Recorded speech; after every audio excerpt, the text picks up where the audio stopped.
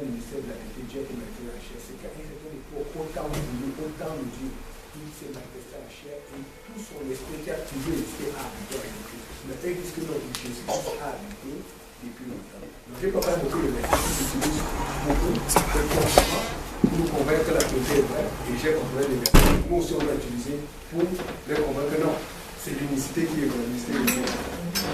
Maintenant, je veux qu'on reprenne la façon de reprendre, d'utiliser pour reprendre à Saint Jean. Je veux qu'on utilise le principe que Jésus nous a donné lors de la tentation du diable. Si on peut lire Matthieu 4, verset 1, à partir du verset 1 jusqu'à 7.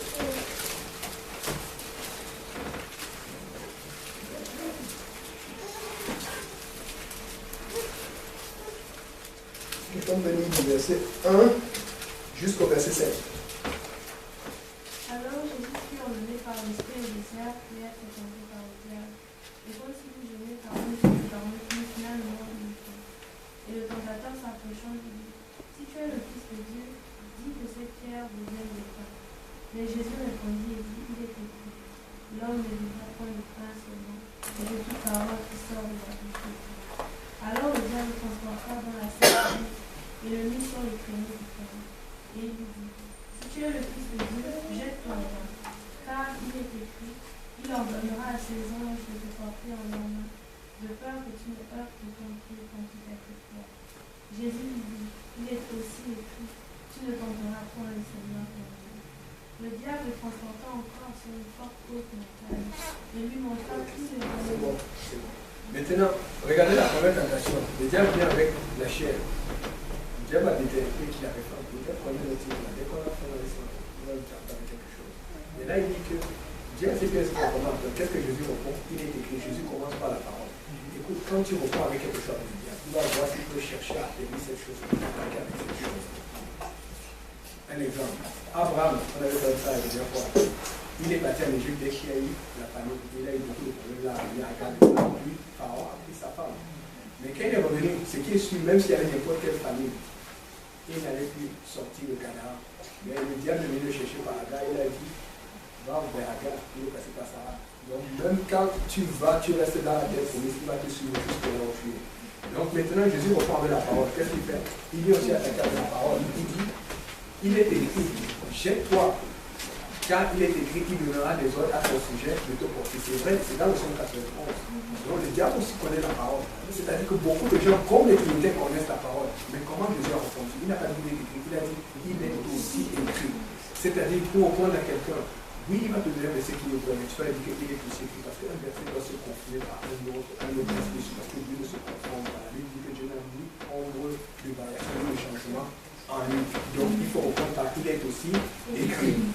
Maintenant, on va alors voir ce qu'ils disent et ce que nous on dit. Première chose là où ils viennent de nous bombarder. Genèse 1, verset 6. Genèse 1, verset 26. Quelqu'un peut dire ça? Et quelqu'un prend aussi Genèse 3, 22, et puis quelqu'un prend Genèse 11, verset 6 à 7. Et puis après, je vais... Puis Dieu dit, faisons l'homme à notre image, selon notre ressemblance, et qu'il domine sur les poissons et la mer, sur les oiseaux du ciel, sur le bétail, sur toute la terre et sur tous les reptiles qui rampent sur la terre. Quelqu'un peut lire le 3, 22? L'Éternel Dieu forma une femme de la côte qui avait pris de l'homme et il l'amena vers moi. Non, pas 22. Non,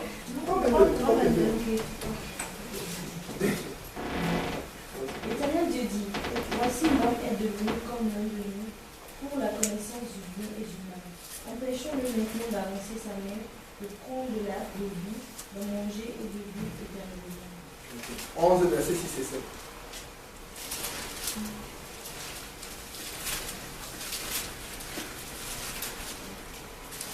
Voici, ils forment un seul groupe, dans tous une même langue. Et c'est là ce qu'ils sont entrepris. Maintenant, rien ne les empêcherait de faire tout ce qu'ils auraient prévu. Alors, descendons et là, confondons leurs langues, afin qu'ils n'entendent pas la langue des uns des autres. Maintenant, il faut remarquer ici là, chaque fois que l'Éternel parle ici là, il utilise la forme plurielle. Pourquoi? Faisons l'homme à notre image, à notre ressemblance. Premièrement, c'est un pluriel de majesté. Et l'exemple que le pasteur nous donne souvent là. Quand la reine d'Angleterre, quand elle va au Canada, elle dit nous allons au Canada, c'est une macheté. Quand elle a fait, elle dit nous avons faim. Mais il y a un problème aussi que les gens ne remarquent pas, c'est que chaque fois que Dieu parle comme cela, si vous lisez le verset qui suit, quand il parle, il s'adresse à lui-même, il utilise la forme plurielle. Mais quand il agit, il utilise la forme singulière. Regardez Genèse 1, verset. On dit Dieu créa l'homme et la femme. Donc c'est normal. Quand tu parles à quelqu'un que tu ne connais pas en route, tu le vois, tu dis comment t'allais pour excusez-moi, plus savoir, moi est-ce que tu sois élégant comme Achille dans le temps, quand il passe. Mais maintenant, quand tu es un apostolique, tu le vois. Mais quand tu le vois, est-ce que ça veut dire qu'ils sont plusieurs? Non, c'est une forme de respect. Quand Dieu parle de lui, il ne parle pas au singulier, parce que Dieu c'est une image. Nous devons comprendre ça. Regardons encore Genèse, on a vu Genèse 3, 22, il parlait toujours singulier. Regardons le verset qui suit, Genèse 3, 23. Genèse 3, 23. Et l'Éternel Dieu le chassa du jardin d'Éden pour qu'il cultivât la terre d'où il avait été pris. Okay. Maintenant, on a vu que, avant Dieu a dit qu'en empêchant l'homme de venir et de saisir le jardin, s'il avait dit empêchant avec quelqu'un, il devait amener quelqu'un, il vient et ils empêchent, et l'Éternel Dieu le chassa loin du jardin.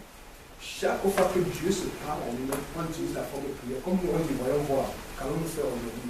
C'est une forme de majesté, c'est une forme de respect, et je suis sûr que même ces gens qui utilisent ça dans le monde aujourd'hui, ils n'ont copié dans la Bible. Parce que Dieu l'a dit depuis longtemps. Et c'est pour ça qu'ils utilisent ça, parce qu'ils veulent être respectés. Ils ont des honneurs, ils ont des majestés. Et ça commence avec Dieu. Donc, maintenant, autre chose qu'on peut utiliser aussi pour répondre. Verset 8 du chapitre 11. Regardez tout ça suit. C'est tellement, c'est fait exprès, mais les gens s'arrêtent toujours à la forme plurielle. Quand Dieu parle. Ils ne regardent pas quand Dieu agit. Si Dieu parle au pluriel et qu'il agit au singulier, c'est qu'un seul Dieu qui agit parce qu'il se parle à lui-même. Et la colombe revenait. Donc 11 verset 8. Puis il lâcha la colombe avec lui pour voir si les eaux avaient fait arriver à la surface. Genèse 11 verset. Et l'Éternel les dispersera loin de la surface, loin de là sur la face de toute la terre. Et l'Éternel les dispersa. Écoutez, précédemment vous avez toujours vu la forme plurielle, il se parlait. Quand un printer vous apporte, ça vous dit regarde la suite. Il est aussi écrit. C'est simple, on finit. Maintenant, autre chose. Quand vous regardez, quand Dieu s'est adressé, quand on regarde le Genèse 1 jusqu'au verset 26, on voit par exemple au verset 20, Dieu dit aux eaux que les eaux produisent en abondance des êtres vivants. On parle des poissons, de tout ce qui est dans l'eau. Dieu dit au verset 24 que la terre produise des êtres, des arbres. Dieu dit aussi au verset avant, je pense au verset 11, que la terre pousse de la végétation des êtres. Qu'est-ce qu'on comprend aujourd'hui? C'est que quand Dieu a prononcé, quand Dieu prononce une parole envers un élément, ce qui sort de cet élément-là pour vivre. Regarde, un arbre, si tu enlèves un arbre, tu le détectes, tu le mets dans l'eau, qu'est-ce qui se passe? Il meurt, ça ne marche pas. Tu enlèves un animal terrestre, tu le mets dans l'eau, il se noie. Regarde le poisson, dès que tu le sors, il va bouger un peu là, c'est fini. Il va mourir. Pourquoi? Parce qu'il n'est pas dans son élément. Pour qu'il puisse vivre, il doit rester dans l'élément dans lequel Dieu a prononcé. Maintenant, quand Dieu se parle à lui-même, qu'est-ce qu'il fait? Il dit, faisons l'homme à notre image. Donc Dieu parle à Dieu pour faire l'homme. Et il veut qu'on comprenne ceci, c'est que pour l'homme vive, il doit rester connecté à Dieu. Mais c'est pour ça que quand on voit les gens dehors, on dit qu'ils sont morts. Ce n'est pas qu'ils sont morts physiquement, c'est qu'ils sont morts spirituellement. Ils n'ont pas de connexion à Dieu, ils n'ont pas de vie de prière, ils n'ont pas de vie de sainteté. Maintenant, un autre élément de réponse. Disons Éphésiens 1, verset 11.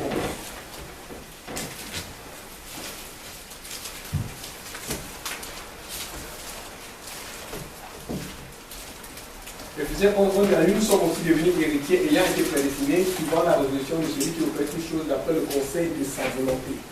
Ça, c'est un très bon élément de réponse parce que les gens m'ont dit qu'il a pris, quand il disait faisons l'homme, il prenait conseil auprès du Père ou du Fils. Je ne sais pas qui parlait, qui disait faisons, mais il disait que c'est le Père, le Fils et le Saint-Esprit qui se parlaient. Donc maintenant, Éphésiens 1 dit qu'il prend conseil auprès de sa volonté. Il n'est pas de la volonté de quelqu'un d'autre. Amen. Donc si quelqu'un me dit qu'il prenait conseil auprès de quelqu'un, ça ne marche plus. Dieu se conseille lui-même. Maintenant, quand on dit qu'il prend conseil auprès de sa volonté, est-ce qu'il y a deux personnes ici? Non, c'est juste une façon de parler pour montrer que Dieu tout vient de lui-même. Amen. Il se parle à lui-même. Amen. Maintenant, Deutéronome, ce qu'on connaît tous là, Deutéronome 6, verset 4. Écoute, ô Israël, l'Éternel, ton Dieu est le seul éternel. Maintenant, un dernier qu'on va finir pour cette partie-là, Ésaïe 44, verset 24. Et ça, ça c'est une révélation d'Ésaïe. C'est pas qu'on aime beaucoup le livre d'Ésaïe. Qu'elle a été retrouvée là, c'est un livre qui était très populaire dans le monde de Dieu. Ésaïe 44, 24, ça dit que si pas l'Éternel ton rédempteur, celui qui t'a formé dès ta naissance. Moi, l'Éternel, j'ai fait toutes choses. Seul, il dit seul, j'ai déployé les cieux, seul j'ai étendu la terre. Et quand on sait qu'il a déployé les cieux et étendu la terre, c'était à cette même époque qu'il a fait l'homme après avoir déployé. Et je ne pense pas qu'il a déployé les cieux, il a déployé la terre et que quelqu'un est venu l'aider pour faire l'homme. Non. Il a commencé seul, il a tout fini seul. Donc c'est-à-dire que quand quelqu'un nous apporte cette affaire de prison, qui nous dit que Dieu a fait tout seul. Maintenant, prochain autre point, que ça en devient, parce que certains gens qui sont très intelligents, ils nous apportent certaines choses que vraiment. Disons Exode 3, 14. C'est un autre de leurs enseignements sur lequel ça peut être. Exode 3, verset 14. Lorsque Jésus a rencontré, Moïse a rencontré Dieu au buisson Adam, ça dit, Dieu dit à Moïse, je suis celui qui suit. Parce que Moïse demandait, mais qui va Jésus qui m'a envoyé? Dieu dit, je suis celui qui suit. Il ajouta, c'est ainsi que tu reprendras aux enfants d'Israël, celui qui s'appelle je suis m'a envoyé vers vous. Maintenant, Jean 8, verset 58. Ils utilisent ces deux versets là pour apporter un fait que.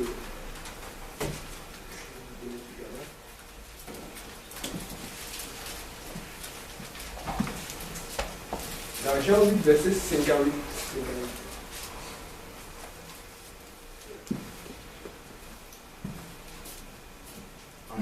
En vérité, je vous le dis, avant qu'Abraham fût, je suis. Ok, et maintenant, les Trinitaires, si vous voulez poser la question, et c'est pour ça qu'ils nous disent ça, pour moi, c'est quoi apporter? Parce que quand tu écoutes beaucoup de débats, quand tu parles vraiment à certaines parties Trinitaires qui sont très avancées dans la situation, c'est ce qui t'apporte. Ils disent aussi que Jésus, en disant, avant qu'Abraham fût, je suis, c'est ça qui prouve qu'il existait depuis longtemps. Quand il disait, il parlait en Moïse. Donc il veut dire que celui qui parlait au buisson, c'était ce Jésus qu'on voit aujourd'hui. Et il est venu de certaine façon, c'est un peu de l'activité.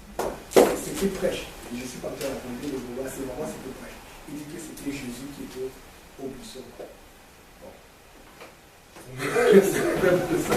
Donc, comment on répond à ça? Alors regardons Jean 10, verset 30 à 33.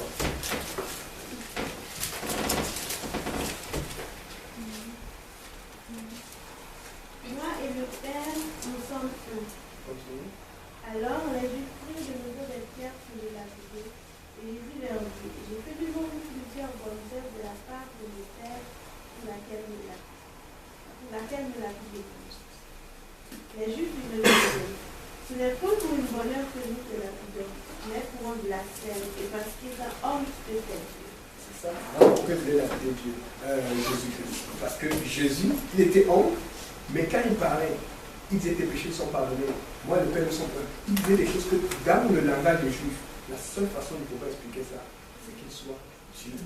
Donc, il faut comprendre que, et des fois, vous voyez les versets, comme on dit, moi, le Père, nous sommes un. Les gens n'aiment pas lire ça. Même moi, avant, je n'aime pas lire ça parce que ça fait comme si tu regardes deux personnes. Dieu, on ne fait pas peur des personnes. Mais non, quand on parle d'être avec le Père, écoutez, quand on dit l'homme quittera son père et sa mère, s'attachera à sa femme, il formera une seule chair. Est-ce que ça veut dire qu'il y a une seule chair dans ce ménage? Ça veut dire un truc? Non. C'est juste qu'ils sont on parle de l'unité. Et comment nous sommes en unité avec Dieu? Quand nous sommes en partage avec Dieu, dans la prière, dans la relation, dans la communication, dans la lecture de la Bible. Et c'est ce que Jésus venait nous montrer comme exemple. Il était un homme comme nous sommes des hommes. Et il voulait montrer que, écoutez, Dieu veut que nous soyons en communication parfaite, en connexion parfaite, en relation avec lui. Et quand on dit qu'on est corps avec Dieu, c'est quand on a son esprit en lui et qu'on vit pour Dieu pleinement. Ça ne veut pas dire que, ok, maintenant on est le Père ici, là, je suis ici, là, et puis on se... Non, non, ça veut dire qu'il était en relation parfaite avec Dieu. Lisons aussi un autre verset pour répondre à ça qui nous fait son cœur. Jean 14, verset 23.